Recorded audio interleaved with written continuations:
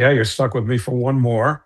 And with the reaction I've received so far today, don't think I'm not having a few misgivings, but it's time, and I'll explain that, at the proper time as questions evolve. But very comfortable with the decision, and just feeling amazing that when I think back to being a kid in the upper deck at Shea Stadium and knowing that there was no way I was ever going to get down to the field as a player, that I would move, well, I guess it was two levels down, right, from the upper deck to where the broadcast booths were. That was just fine. And the fact that I've been able to achieve that and stay there for so long is something that I'm not even sure I've come to grips with yet. But I just appreciate all the kind sentiments that I've received so far today. So, you want to open it for Q and A? I'm all for it. I would love to. Please use the raise your hand feature and don't forget to say your name and affiliation. We're going to start out with Tony Tacoma. Hey, Howie, first off, congratulations. Thanks, Tony. Uh, Appreciate it. I guess the obvious question is why now? And I know there was a part of you that has been holding out, trying to call a World Series winning team. Not that that can't happen this year, obviously it can, but why now in advance of knowing what's going to happen? Well, because I just felt it was time, and a lot of it has to do with things other than broadcasting. I'll always be a New Yorker, but Florida is home now. And so we sold our place in New York last year. And I just, frankly, am sick and tired of coming home at whatever, 11, a little after 11 after a game. And there's Barbara, my wife, sitting either at the kitchen table or in the living room, and she's on her computer. And I'm saying, oh, what'd you do tonight? Nothing much. What'd you have for dinner? I had a bowl of cereal. I can't do that to her anymore. My wife and daughters, Alyssa and Chelsea, have sacrificed so much for so long. I'm 72 now, so effectively I'll be retiring at 73. And to me, that's just enough. If I've lost a tick or two off my fastball, I've learned to sort of compensate for that. But I don't want to hang around too long to where things become noticeable that they're not what they were. I don't want to be one of those guys where, people say, "What's he still doing on the air? Doesn't he have any other interests?" Well, I've got some other interests, and I'll pursue them at the end of this season. One more quick one from me. Sure. There's been a lot of sentiment today that there's never going to be another broadcaster quite like you. A Ah, childhood Mets fan who grew up rooting for the team, spent as much time as you did with the team, with your backgrounds, all of that stuff. Putting you on the spot a little bit, but to what extent do you understand that sentiment, and is there room for someone like you in the future? oh, there always is. Vin Scully left the Dodgers, and life goes on out there, and they're doing just fine. And I would never be so bold as to put myself in that pantheon. So if I just look at it through this narrow prism of Mets broadcasters, what they meant to me growing up, and extrapolate from that what that might mean that I mean to a current generation of Mets fans, that is extremely humbling because I know what Lindsey Nelson, Bob Murphy, and Ralph Kiner meant to me. They were in my eyes and ears for 7 months, right, of every year, counting spring training and maybe through a postseason, even eight on a couple of occasions. So they became very much part of a family of sorts. I look at them in an avuncular way, my uncles. And so when people tell me that I've had that impact on them as those three did on me, that's frankly the most flattering thing anybody could say to me, and the sentiment that humbles me the most. I'm going to look up avuncular now, but thank you. Okay, uncle. It means uncles. Mark? Hey, Howie. You might not put yourself in Hey, Vin Mark. Scully's class, but I will, No, for sure. thank you. And for someone who lived through those kind of Nelson Murphy years, you just carried that line along the way with us for sure. My question to you is: you've had the ability to call some amazing Met moments. Which is the one that stands out the most for you? And is there one particular achievement or something in baseball that you haven't called that you're hoping you can do aside from a championship that you're hoping to Well, call this year? I got two things on my bucket list: meeting Paul McCartney and or Ringo Starr, and calling the final out of a Mets World Series championship. Well, time's getting short for that, at least as far as I'm concerned. And Paul and Ringo are in their 80s too, so I got to hit the gas here. But there's only so much that I can control, you know. So when you talk about favorite moments, look, the night Johan Santana pitched the no hitter, I mean, that was eye opening to me because I know Gary felt the same way. We just kind of never believed it was actually going to happen. And, you know, calling the final out of the pennant clincher in Chicago in 2015. And, you know, again, to have those words come out of my mouth in real time, even thinking about it now, gives me goosebumps. But, you know, just being able to make calls at big moments and hopefully, if not nail them, but at least not embarrass myself, somewhere in between.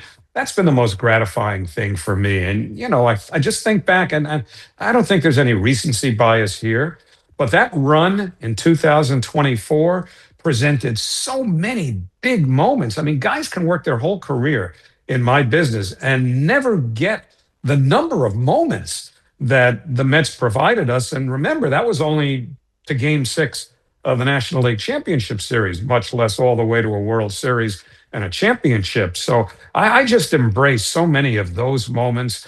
Hopefully not as a last hurrah or anything like that, because I'm very optimistic there are more big moments to come this year.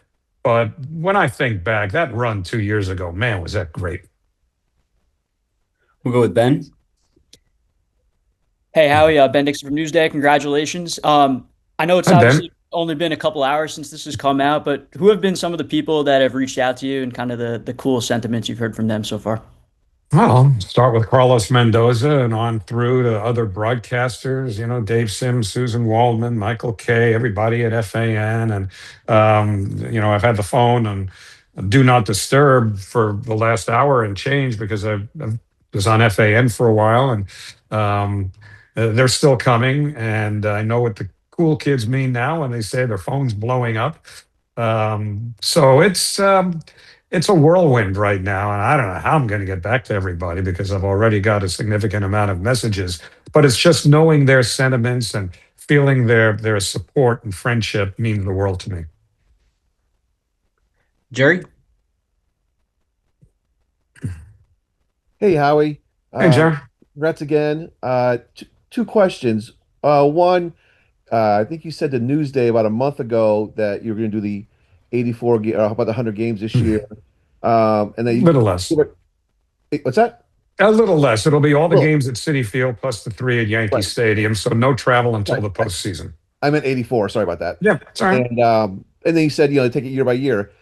You kind of describe what the last month has been like for you as you kind of decided that. I know you said spend more time with the family, but what was it last Yeah. month been like? Just kind of feel like this is the year for you. Well, you know, I remember talking to Anthony Reber about a month ago now in Newsday. I think you might have referred to that. And Anthony, I wasn't trying to steer you down the wrong path. I really wasn't sure.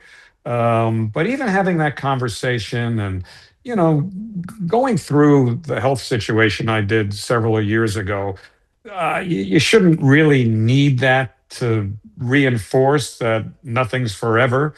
But, you know, over this last little while, as I was getting to this point, I realized that, you know, if I'm blessed with good health, which at the moment I thankfully am, I want to enjoy retirement. I don't want to stagger into it. You know, I want to be able to screw up on a golf course as continually as I do, and you know, try other things that I'll no doubt stink at. But I want to. I'm in a position right now physically I can do that, and none of us are guaranteed anything. You know, beyond our waking day.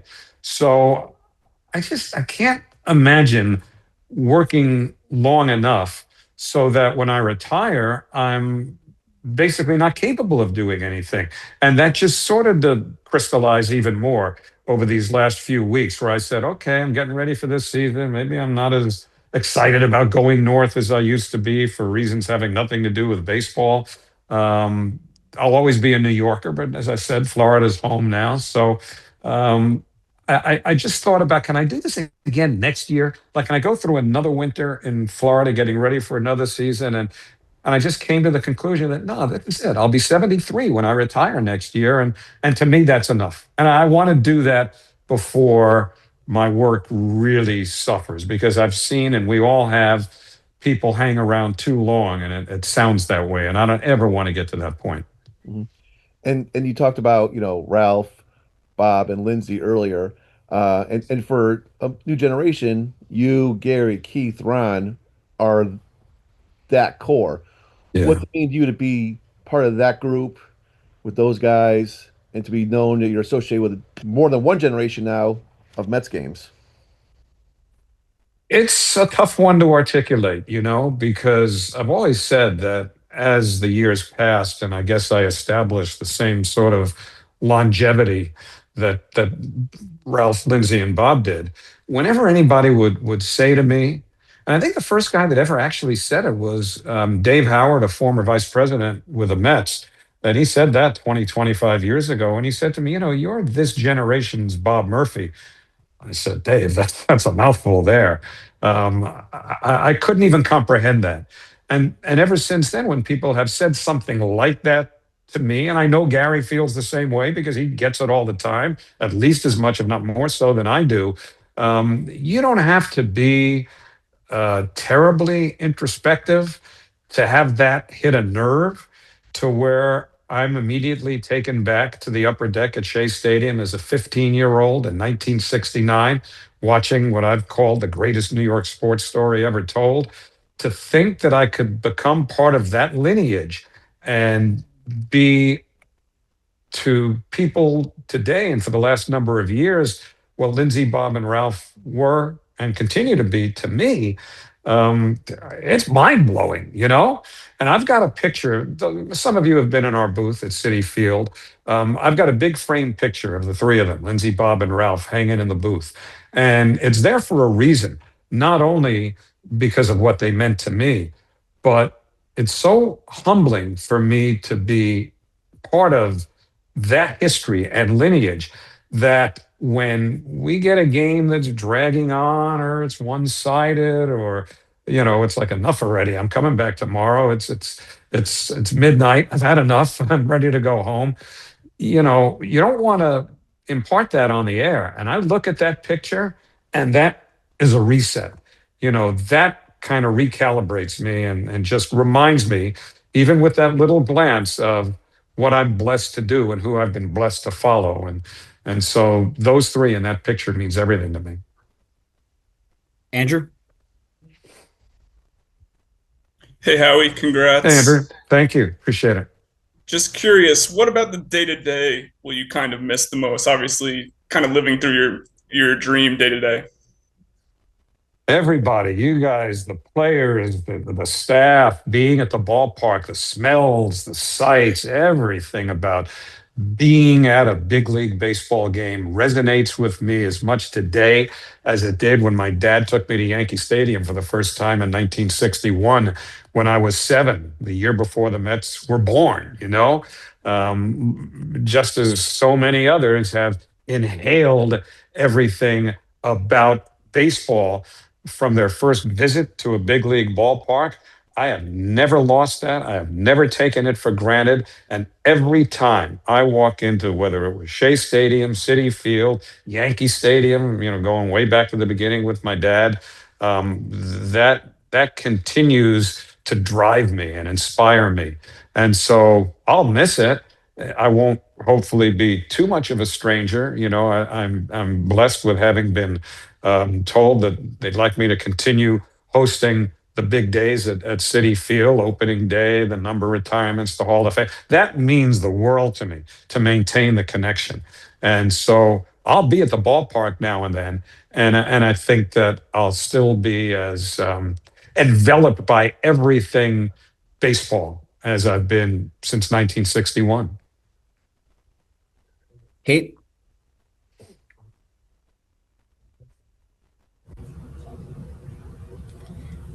Hi, Howie. Kate Rooney from Pix11. Hey, Congratulations. Kate. Thank you. I there appreciate are it. there are certain calls that are so precious to New York sports fans of yours over the years. And I'm wondering, are there any that stand out to you as really being special or transporting you back to that exact moment? Kate, the easy one for me is Matteau, because it's endured all these years. But there are some moments in, the run the Mets made just 2 years ago in 2024 that resonate with me because it was 2024 and I was 70 years old at the time. And, you always wonder if you still have it, if you can nail those moments. And, the Alonso home run in Milwaukee was just incredible. And the reaction on the plane was ridiculous because that never happens. But the one that I really loved from that, if I can, be so bold as to say I loved one of my own calls, Francisco Lindor's grand slam against the Phillies. I think it resonates perhaps even more because it was at home, and I thought that I had, and I'll probably be ridiculed for saying this, and I apologize for sounding brash, but I really felt as though I had my own little Vin Scully moment after the Lindor Grand Slam, because when he crossed home plate, and I said, and if you remember in that game, the Mets had been leaving runners on for 5, 6 innings, whatever it was. And it was getting a little scary that, they weren't able to cash in on any of those opportunities. But Lindor hits the home run, and I punctuated it by saying they were famished for the big hit all night, and Francisco Lindor just provided a feast. I thought, wow, you pulled that out of someplace. And when I think back to that, I said, geez, I like that. So I embrace that as much as any of them, frankly. Max?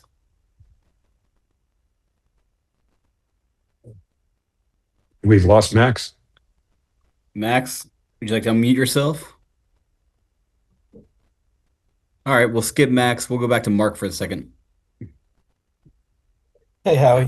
I hope I Hey, Mark. remembered this correctly. You told me a story years back about when you were living, I believe, with your aunt and uncle in the Bronx, and Well, and we lived nearby. I didn't live with them, but we lived nearby. Yeah.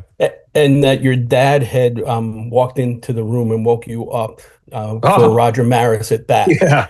Yeah. Um, Looking back at that moment and now reflecting all these years later, that seems probably been played out by other fathers and sons, being woken up to hear you make a special call. When you put all that in perspective, what's the first thing that goes through your mind? Well, you just triggered one, and that's my dad. And when I see that Kindness Corner logo, it leads me to another story I'll tell you later if you have any interest, but it has to do with Ralph and Kindness Corner. But my dad introduced me to baseball, as I said, in 1961. I have everything about baseball I love, I got from my dad. Well, when I was a senior in high school, he came down with what we now know as Alzheimer's. They didn't know what it was then, but anyway, long story short, he passed in 1978, and Alzheimer's being what it is, he never got to see me accomplish anything in this business. And it kills me. I've carried around a little chip on my shoulder about that my entire life ever since he died in 1978. I've always been somewhat bitter about that, and sometimes it leaks into my personality overall, and I apologize for that, I guess. But if I have one huge regret, and my mom, God bless her, she was as supportive and proud as any parent could be. But the bond that you have with your dad when you learn and follow baseball together was so deep with me. For him not to have shared any of it with me is something I'll never get over. I know he's proud. And I appreciate it. Jerry?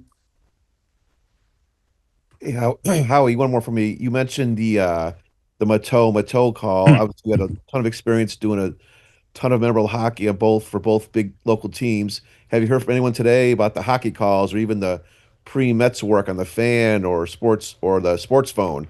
Have you heard from anybody about the other Yeah, that well, you're I also mean, interested? just looking at some of the texts, I haven't answered any yet because today's been a whirlwind, as you might imagine. But sports phone, Howie Carpenter reached out, and the Rangers and Islanders both posted something very sweet on Twitter. And Jiggs McDonald, my predecessor and forever the voice of the Islanders, sent me something very nice. And there are more that I haven't looked at or acknowledged yet that I will later on in the day, I hope, because this is getting a little crazy with, the number of things that are coming in. But, you got to realize that when I was growing up, I was born in 1954. Okay. So if you do the math, in the 1960s and 70s, those were my, teenage years. And there were two teams that controlled my moods, literally, the Mets and the Rangers. If they won, I was happy. If they lost, I was miserable. The Islanders came a little later, and so they couldn't have had the same impact because they weren't around when I was a kid. But I was as proud to do their games for, what was it, 21 years as I was to do the Rangers, or for that matter, even the Mets. So that's been something that's been, very, very sort of humbling to me today, is to hear from them and to have, just been a part of whatever history, tradition, and lineage those teams have offered.